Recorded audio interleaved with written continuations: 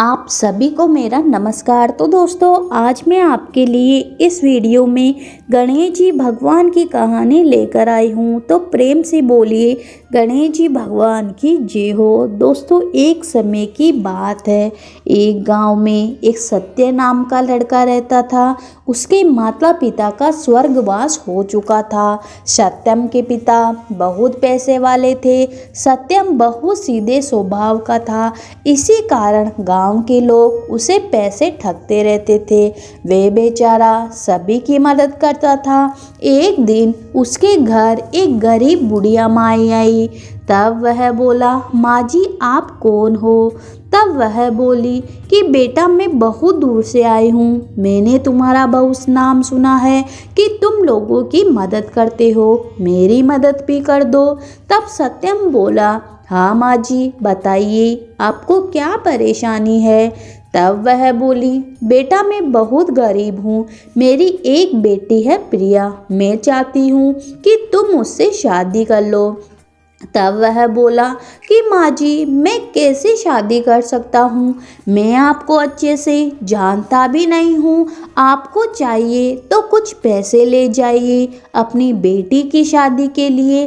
लेकिन वे बुढ़िया माई सत्यम के पीछे पड़ गई। हार थाक कर सत्यम ने उनकी बेटी से मिलने का फैसला किया।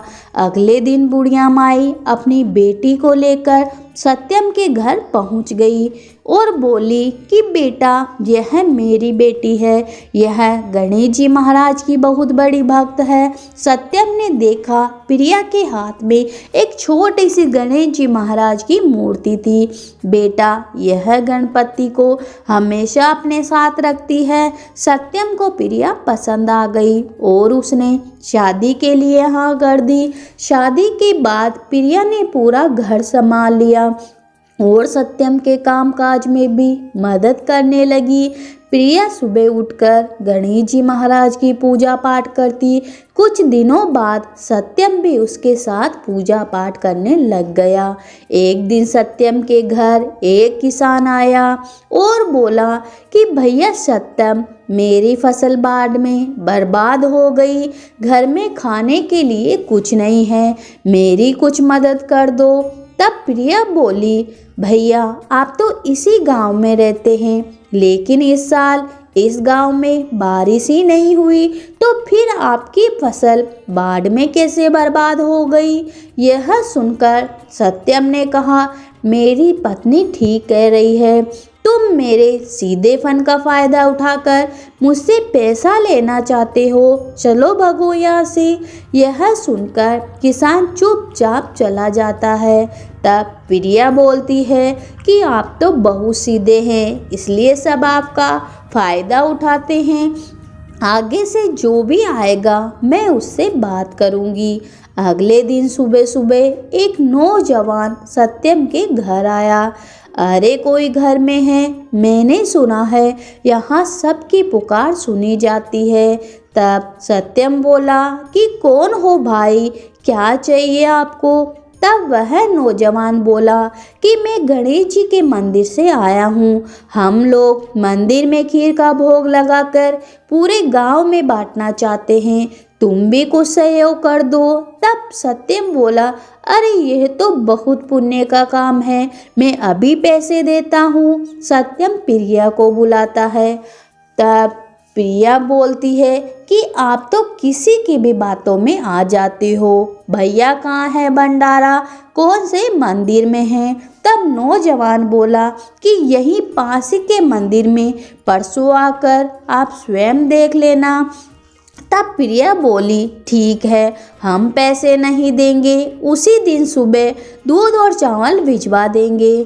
तब वह बोला कि लेकिन हमें तो कल ही सारा इंतजाम करना है। यदि आप कल भिजवा दो तो ठीक रहेगा।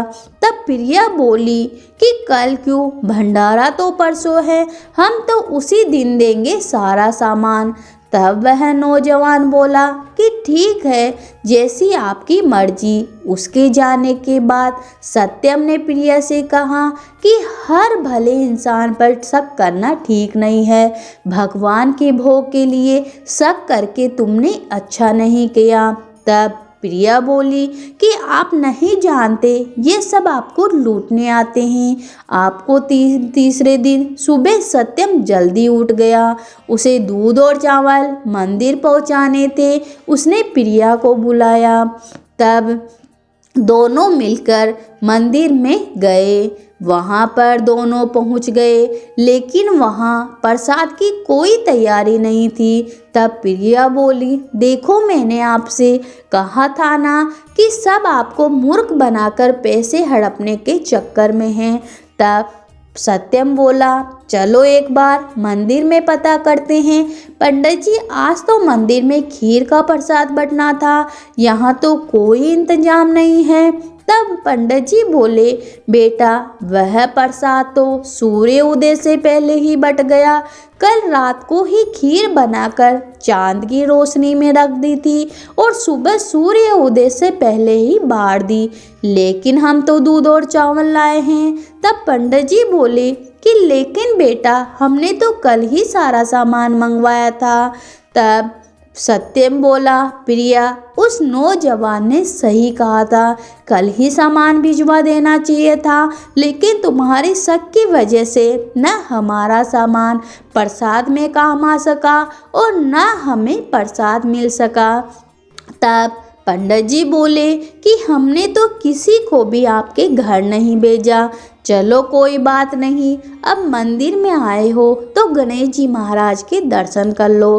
तब सत्यम और प्रिया गणेश जी महाराज के सामने जाकर उनसे माफ़ी मांगने लगे और दोनों ने जैसे ही आंखें खोली तो गणेश जी महाराज की प्रतिमा में उस नौजवान की झलक दिखाई दी। सत्यम और प्रिया रोने लगे कि हे गणेश जी महाराज, आप स्वयं भोग लेने हमारे घर आए और हमने आपको मना कर दिया।